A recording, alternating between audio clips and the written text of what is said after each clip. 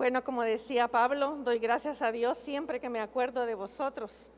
Y qué rico es pensar de esa manera y darle gracias a Dios por la vida de ustedes. Cada vez que vengo a esta iglesia me siento muy contenta de estar viéndolos de nuevo, ya que ahora los días uno puede estar hoy. Siempre ha sido así, pero ahora con todo esto que hemos visto a través de lo que está pasando mundialmente, sabemos que podemos vernos hoy y ya mañana no, ¿verdad? Así es que para mí es un gozo estar entre ustedes y agradecer de primera mano la forma en que decidieron sostenerme, y doy gracias a Dios por eso, ¿verdad? Dios tocó sus corazones y agradezco al Señor por la provisión, como lo hace también cada persona que ustedes sostienen, hermanos. Alabo a Dios por sus vidas y sé que el Señor no les deja y no les abandona. Esta mañana vamos a ir a la palabra de Dios, y aunque el primer versículo que voy a leer no es nuestro texto, pero luego lo llevo al que es nuestro texto. ¿Estamos?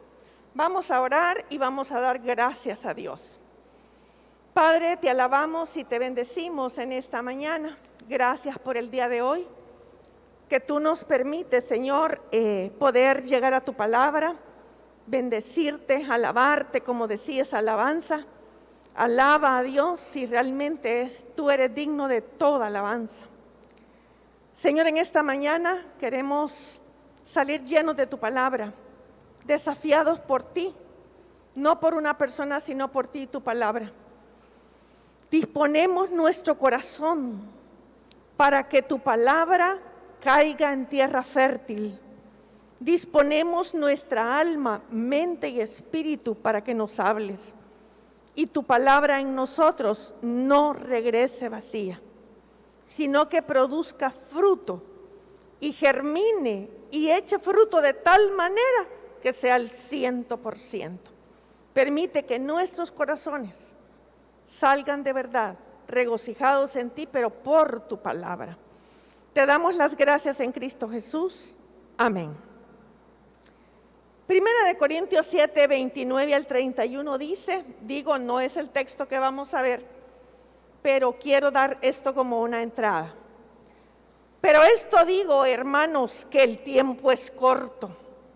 Resta, pues, que los que tienen esposa sean como si no la tuviesen, y los que lloran como si no llorasen, y los que se alegran como si no se alegrasen, y los que compran como si no poseyesen, y los que disfrutan de este mundo como si no disfrutasen, porque la apariencia de este mundo se pasa. ¿Qué palabras las de Pablo? Pablo urge a todos los creyentes a sacar el mayor provecho posible de su tiempo antes de la venida de Cristo. Y Maranata, Maranata, Cristo viene, hermanos. Es una realidad, no podemos obviarla, y más tarde que temprano el Señor estará aquí. Y lo cierto es que cada persona en cada generación deberíamos de tener ese sentido de urgencia con lo que respecta a anunciar las buenas nuevas a otros. ¿Por qué? Porque la vida es corta y no hay mucho tiempo. Pablo apremió a los creyentes no en lo referente al matrimonio, al hogar o la seguridad financiera como la meta más importante de la vida, porque no es lo más importante. Tanto como sea posible, no deberíamos vivir presionados por las preocupaciones de este mundo, por las hipotecas, por los préstamos, por los presupuestos, por las inversiones o las deudas que nos impidan cumplir con la obra de Dios. Esto es importante que lo recordemos. Así que Pablo no se estaba refiriendo nada más a que no pensáramos en el casamiento, sino que recordáramos que tenemos que pensar en las responsabilidades que tenemos aquí, pero deberíamos de hacer todo esto como un esfuerzo por mantenernos modestos y moldeables constantemente. El tiempo y el mundo ha vivido sus épocas y cada uno de ustedes lo sabe. Y hoy estamos viviendo una época diferente en el mundo, no solamente en El Salvador. Han habido guerras, conquistas desde los tiempos bíblicos. La ciencia cambia constantemente y lo vemos.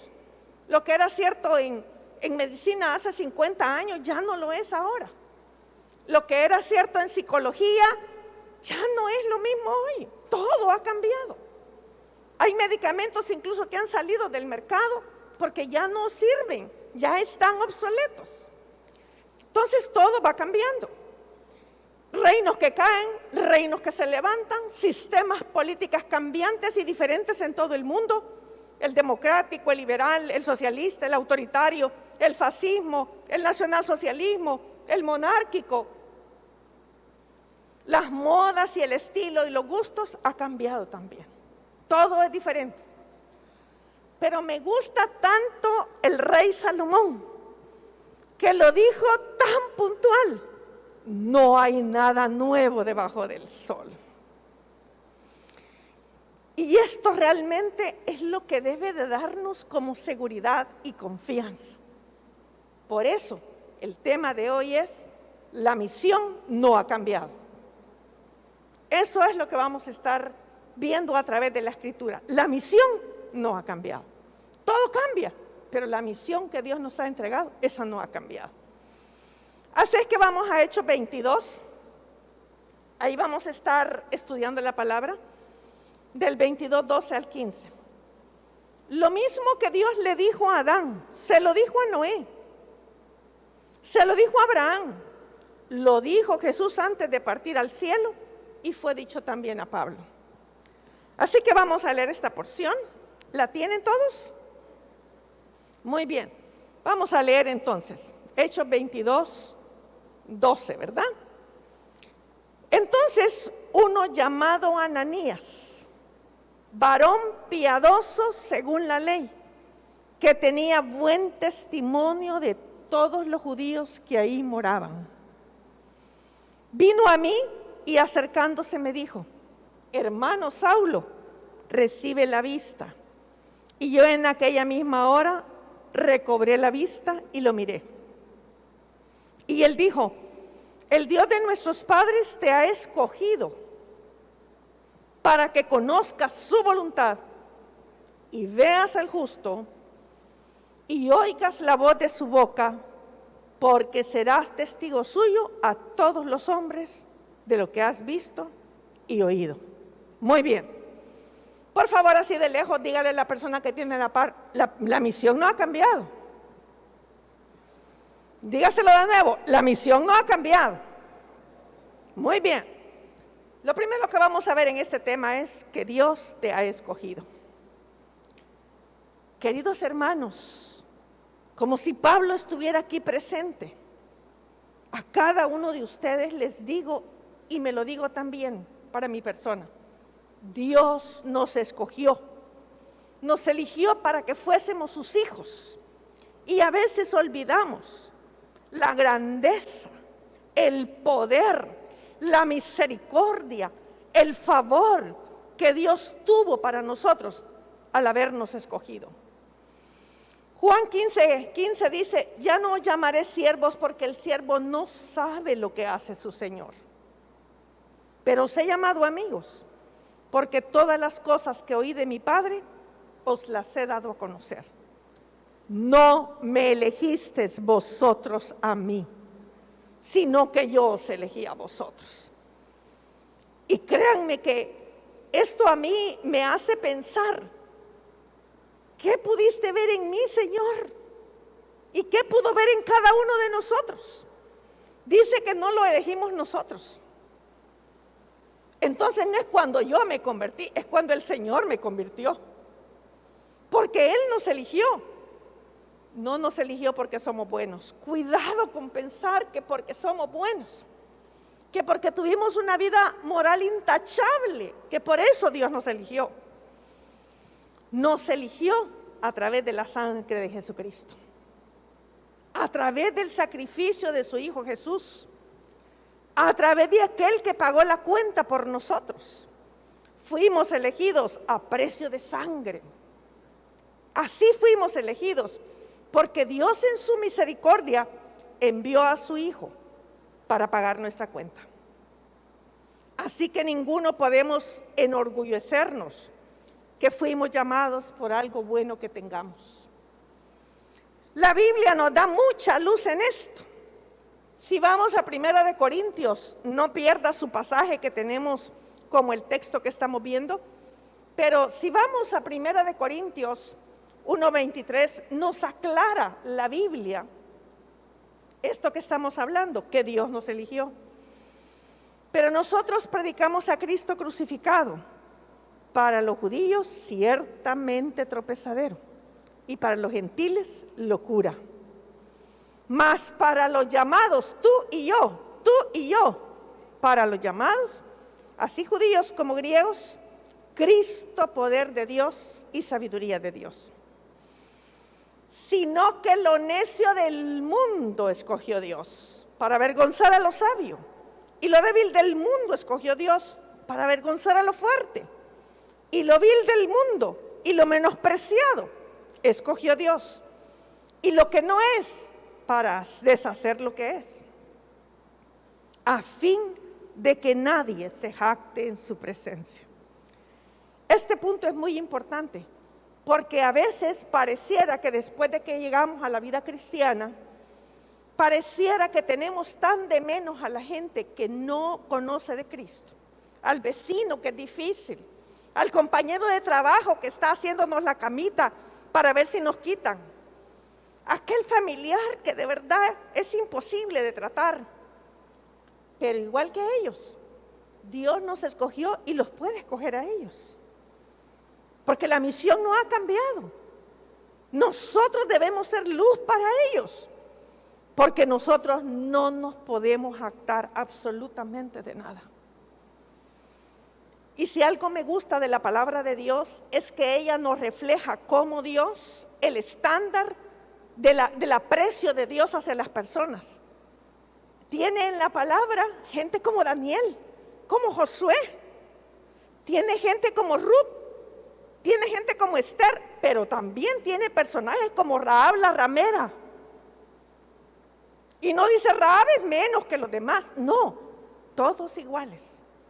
Qué hermoso entonces ver que no podemos jactarnos absolutamente de esto, porque realmente si en algo nos vamos a gloriar, gloriémonos en el Señor. En Él es que tenemos que gloriarnos. Así que Dios nos escogió, como dice la Biblia, no es del que quiere ni del que corre, sino de Dios que tiene misericordia. Hoy estamos aquí como escogidos, elegidos de Dios. A veces, como les he dicho, me pregunto, ¿y cómo es que me elegiste a mí? ¿Qué tenía yo para que me escogiera, Señor?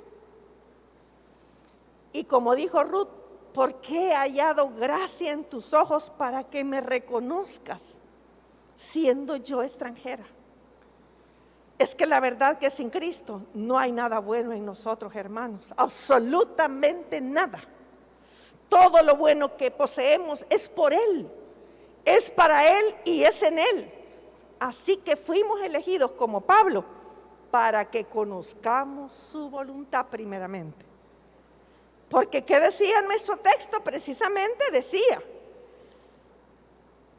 entonces, uno llamado Ananías, y vámonos de un solo al 14, Dios de nuestros padres te ha escogido para que conozcas su voluntad y veas al justo y oigas la voz de su boca, porque serás testigo suyo a todos los hombres de los que has visto y oído. Entonces, para que conozcamos su voluntad. Y durante casi 40 años, a veces he oído esta frase que suena muy bonita y quizás muy bien intencionada. Yo quiero hacer la voluntad de Dios.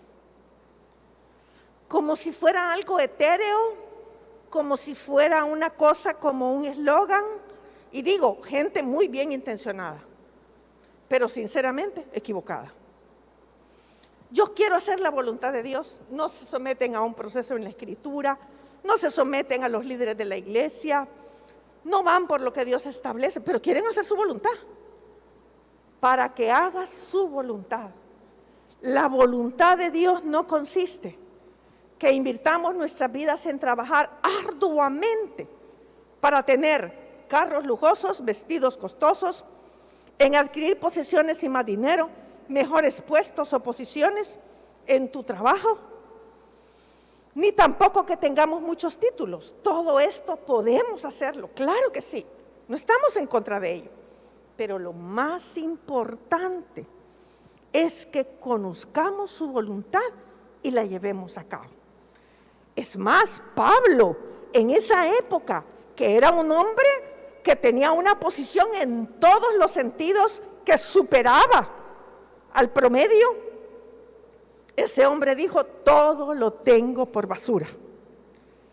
Entonces, Lucas 10:42 nos dice: pero solo una cosa es necesaria, y María ha escogido la buena parte, la cual no le será quitada. ¿Y qué es la voluntad de Dios entonces, hermana? Muchos a veces, como dije, muy bien intencionados, pero lamentablemente, sin conocimiento, decimos que queremos hacer su voluntad, pero no sabemos cuál es ni la conocemos. Pero te tengo una buena noticia: Dios la dejó escrita en su palabra, porque esta es la misión realmente de todos. Dios la dejó escrita en su palabra para que la conozcamos y la obedezcamos. Entonces, voy a darte algunas cosas que son la voluntad de Dios. No es algo que yo me he inventado, no es algo que un escritor cristiano lo dijo, no, está en la Biblia. ¿Y cuál es una de las cosas que es la voluntad de Dios? No conformarnos a este siglo. Romanos 12:2 dice: no os conforméis a este siglo, sino transformaos por medio de la renovación de vuestro entendimiento, para que comprobéis cuál sea la buena voluntad de Dios, agradable y perfecta. Ahí está. Entonces, ¿cómo la voy a conocer? Transformando mi mente. ¿Y cómo la transformo? Con la palabra de Dios. Si no hay Biblia, no hay transformación. Si no hay Biblia, no hay transformación. Así como el bombox mori, el gusano de seda, si no come morera, jamás habrá seda. Literalmente así es. Le podemos dar una planta mejor, más apetitosa, más bonita, pero no habrá seda. Porque Dios creó al bombox mori para que comiera seda y que con ella llegara a crear seda. El Hijo de Dios, sin Biblia no hay transformación. Entonces, ahí vamos a ver cuál es la voluntad de Dios. ¿Cuál otra cosa es la voluntad de Dios? Que escudriñemos, meditemos en la palabra de Dios. Quizás yo no he venido a decirte nada nuevo, solo he venido a recordarte. Pero muchos, lo que les pasó en la pandemia es que dejaron de orar, dejaron de congregarse, dejaron de estar meditando en la palabra porque el tiempo ya no les alcanza. Es irónico, pero ya no alcanza. Pero la Biblia siempre es para todos los tiempos. Y dice Josué 1:8 que nunca, así comienza, nunca se apartará de tu boca este libro de la ley, sino que de día y de noche meditarás en él, para que guardes y hagas conforme a todo lo que en él está escrito, porque entonces harás prosperar tu camino y todo te saldrá bien. Vengan enfermedades, vengan situaciones económicas difíciles, venga un problema familiar, nunca se apartará de tu boca. ¿Qué otra cosa es la voluntad de Dios? Y esta parte a veces no nos gusta, ¿verdad? Someternos a las autoridades. ¿Cómo es eso, hermana? Miren, todo ha cambiado. Dios y su misión no ha cambiado. Dice en Romanos 13:1, sométase toda persona a las autoridades superiores. ¿Y quién es mi autoridad superior? El padre, el esposo, directores de colegio, maestros, pastores, líderes, gobierno. Esas son las autoridades. A todas las autoridades superiores, porque no hay autoridad sino de parte de Dios. Y las que hay, por Dios han sido establecidas. De modo que quien se opone a la autoridad, a lo establecido por Dios resiste. Y los que resisten, esta parte no me gusta, pero la voy a leer, acarrean condenación para sí mismos. Pero esta es la voluntad de Dios, que nos sometamos a las autoridades. Dios lo dejó establecido. Y hay autoridades que viven 2 semanas. Y hay autoridades que viven 1 año. Y hay autoridades que viven 90 años. Hay reyes en la historia que murieron 3 meses después de haber tomado el reinado. Pero doña Reina Isabel de Inglaterra, ¿cuántos años tiene? Y sigue con vida. Pero es Dios. Pero mientras este mundo va cambiando y pasa y estos gobiernos y las situaciones de salud, de economía, van cambiando, Dios y su misión no ha cambiado. Quiere que conozcamos su voluntad. ¿Cuál otra es su voluntad? Que ninguno perezca. Segunda de Pedro 3:9.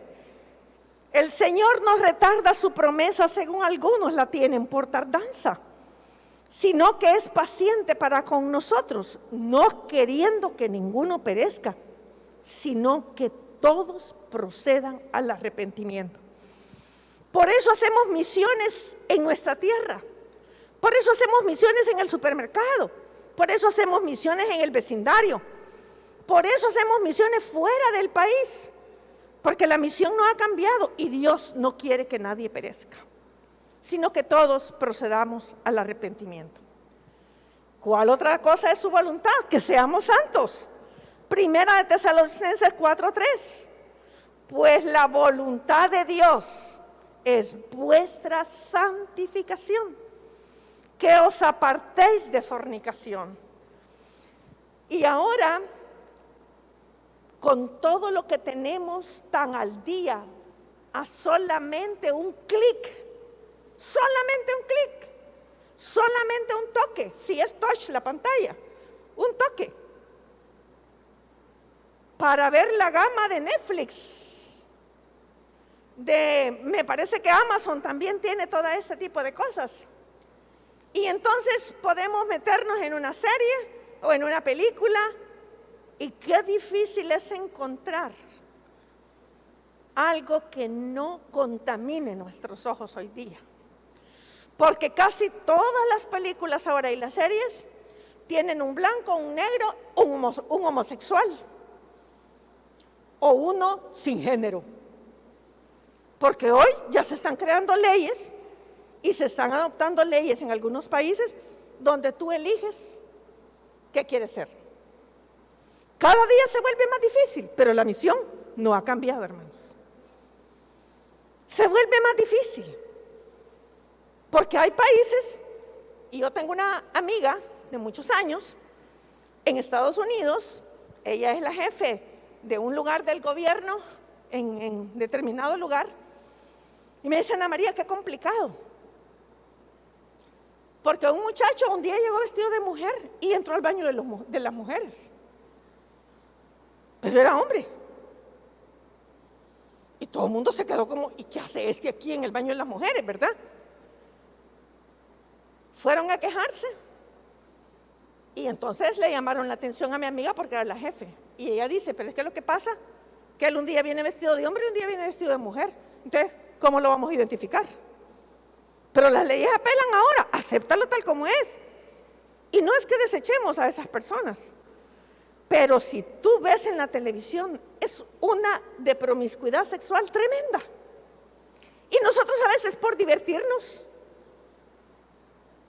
encendemos la tele, y algunos que quizás tenemos un poquito de más pudor, no vemos la siguiente escena, pero las siguientes escenas también hay que estar cambiando a cada rato. Y la Biblia dice, lo dijo David: no pondré cosa injusta delante de mis ojos. ¿Cómo debemos cuidarnos? Porque la voluntad de Dios es nuestra santificación. Miren, la sexualidad y el concepto de sexualidad ha cambiado, pero Dios no ha cambiado y su misión tampoco. Dar gracias en todo es parte de la voluntad de Dios, porque ¿qué le dijo a Pablo? Te ha escogido para que conozcas su voluntad. Pero hermano, a ti te ha escogido para que conozcas su voluntad. A ti también, a mí también. ¿Cuál otra cosa es la voluntad de Dios? Y hay mucho más que decir, pero esta va a ser la última de este momento, porque nos falta todavía en el texto. Dar gracias en todo. Primera de Tesalonicenses 5:18. Dad gracias en todo, porque esta es la voluntad de Dios para con vosotros en Cristo Jesús. Entonces surgen preguntas ante estos pasajes y yo estoy dando gracias en todo. Nos levantamos y nos quejamos que las noticias hoy dicen tal cosa. Nos quejamos de que no nos sirvieron el café caliente. Nos quejamos de que la comida no estaba a la hora. Nos quejamos de que ha subido la energía. Nos quejamos de que ha subido la luz. Nos quejamos de que nos van a recortar el sueldo. Nos quejamos de que ya los cultos no son tan largos quizás. Nos quejamos de que la hora que han hecho el culto. Nos quejamos del tráfico. Por Dios, somos hijos de Dios. Demos gracias a Dios en todo. En todo. En el tráfico somos probados. Y cuando yo veo el tráfico de aquí, ¿verdad? Recuerdo Albania. Aquí en el tráfico usted va pita, y si es posible se salen de los carros y se dan duro, ¿verdad? Porque se enojan, los salvadoreños se enojan. Han olvidado que son cristianos. Sacan ese ogro que llevamos adentro. En Albania, el tráfico igualito que aquí, ¿verdad? Y de repente, en ese tráfico tan pesado, el que va adelante abre la puerta, compra cigarrillos en la tienda de enfrente, se pone a platicar con el de la tienda, se pone a fumar un cigarro y todos están pitando. Y ese hombre no se apura, se fuma su cigarrillo y luego entra al carro. ¿Cree que alguien le dio duro? No. Y nosotros nos quejamos de todo. Miren, somos un país sumamente bendecido. Hermana, sí, sumamente bendecido. Y esto algunos ya me lo han escuchado. La primera vez que fui a Europa y precisamente en Albania, la gente me dijo: tu país no debería llamarse El Salvador, se debería llamar El Paraíso. Porque me preguntaron cuál era la temperatura de aquí. Y yo les dije, oscila entre tanto y tanto. ¿Es en serio? Tienen un clima perfecto. Porque hay que estar en aquellos fríos para saber lo que es el frío. Y Dios guarde si llueve, cala hasta los huesos. Y andas hasta con 3 pantalones de esos térmicos, con botas. ¿Y cuándo tienen verdura? Todo el año. No es posible. Sí, todo el año. ¿Y cuándo tienen fruta? Todo el año. Porque ellos a veces 4 meses, pero cuando el invierno es prolongado, 2 meses de verduras y frutas, porque de ahí todo es blanco. Y nosotros aquí hasta dejamos perder los aguacates. Y nosotros aquí dejamos perder la vitamina C en los limones que se pudren. Y llega un hermano y todavía nos lleva más limón. Ay, no, yo ya tengo limones. Gracias, Señor, porque me trajeron los limones. Pero ¿saben qué?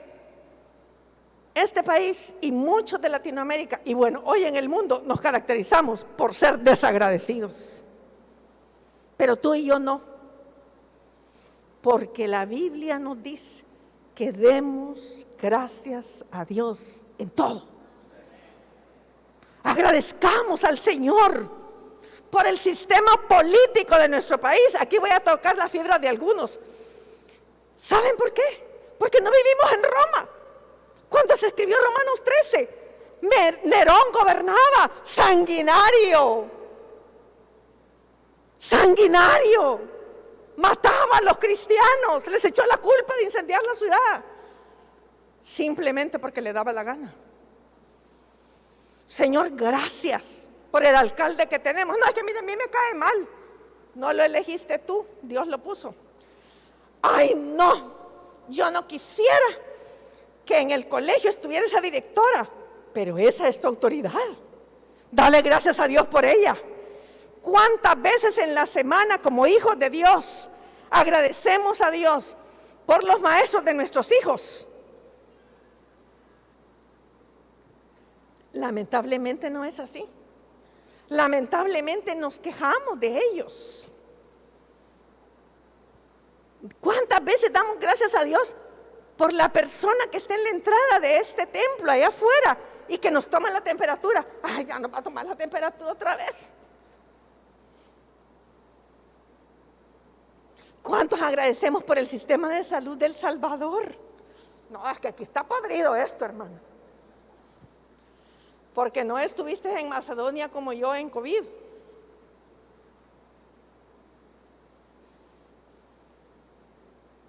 Donde los hospitales de una ciudad de allá, las enfermeras doblaban servilletas para ponérselas de mascarilla. Demos gracias a Dios en todo. La vida te va a cambiar, hermano. Te va a cambiar. Porque esta es la voluntad de Dios. Para que vivamos sanos internamente. Para que vivamos gozosos internamente. Para que vivamos deleitándonos internamente. Pero además de conocer su voluntad, le dijo que veas al justo. Eso fue lo que le dijo. Y dice en el 22:14, que es nuestro texto, y él le dijo: el Dios de nuestros padres te ha escogido para que conozcas su voluntad y veas al justo. A través de que ves al justo, a través de la escritura, de sus promesas, de sus obras. ¿Y quién es el justo? Primera de Pedro 3:18 nos alumbra. Porque también Cristo padeció una sola vez por los pecados, el justo por los injustos, para llevarnos a Dios, siendo la verdad muerto en la carne, pero vivificado en espíritu. Mientras oraba por ustedes,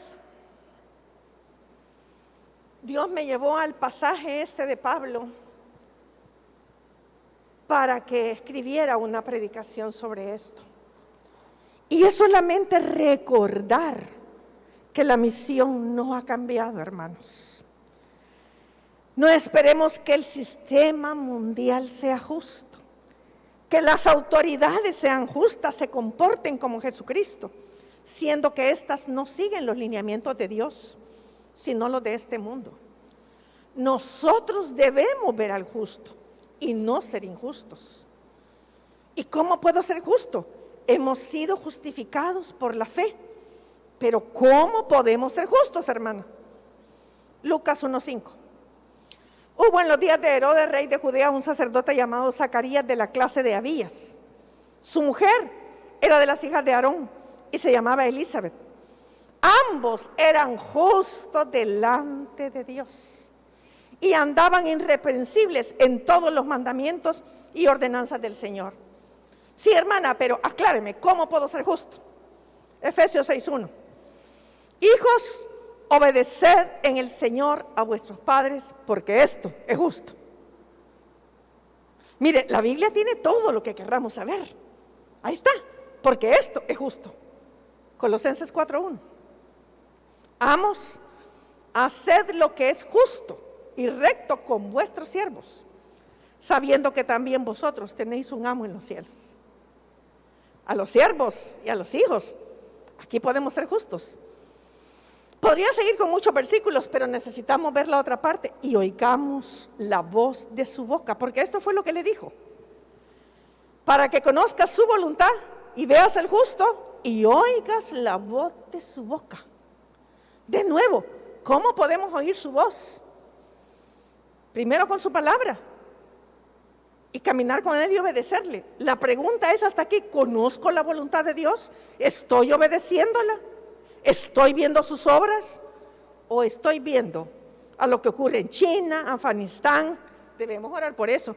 A los gobernantes, en el medio ambiente o con la vacuna. No debemos permitir que todas estas cosas atraigan de tal manera nuestro corazón que nos centremos en ellas, sino que nuestro corazón y mente y espíritu debe estar para oír su voz, ver sus maravillas. Y entonces, como resultado natural, hermanos, no que vamos a ser perfectos, no que no vamos a cometer pecados, no que no vamos a cometer nuestros errores, es entonces cuando somos testigos a todos los hombres. Porque ¿qué le dijo en el 14? En el 15, porque serás testigo suyo a todos los hombres. Y ese es nuestro llamado. Esto es que la misión no ha cambiado. ¿Dónde te encuentras? ¿Qué haces? ¿Eres empresario? ¿Eres empleado de una institución privada, de una institución gubernamental? ¿Eres comerciante? ¿Eres el que recoge la basura en la calle? Si eres un hijo de Dios, tu llamado no ha cambiado. La comisión sigue siendo la misma. Seamos testigos. Y vamos a hacerlo naturalmente. Si le conocemos, hacemos su voluntad, le oímos y le vemos. Mateo 5:14. Vosotros sois la luz del mundo. Una ciudad asentada sobre un monte no se puede esconder, ni se enciende una luz y se pone debajo de un almud, sino sobre el candelero y alumbra a todos los que están en casa. Así alumbre vuestra luz delante de los hombres, para que vean vuestras buenas obras y glorifiquen a vuestro Padre que está en los cielos. ¿Qué puedes contar en los años que tienes como cristiano de lo que has visto al Señor? De sus maravillas, de su palabra, de sus milagros, de su enseñanza, de su disciplina, de su corrección, de su guía. Esto es lo que el mundo necesita saber. Esto es lo que el mundo necesita saber en cada plática que tenemos hoy día. La gente no necesita saber cómo va la economía, porque no somos economistas ni tenemos millones en la banca. La gente no necesita saber cuántas estadísticas van de cuántos mueren. ¿Sabes por qué? Porque tampoco. ¿Para qué nos va a servir a menos que seas médico, científico o cualquiera de estas cosas? Pero de lo contrario, necesitamos saber cómo aplicar la palabra todos los días y darle esperanza a la gente en el supermercado, en el bus, en el tráfico y en todo lo que hacemos y hagamos. Y de lo que hemos oído también en cuanto a Jesús, necesitamos ser testigos. Pablo no perdió su tiempo.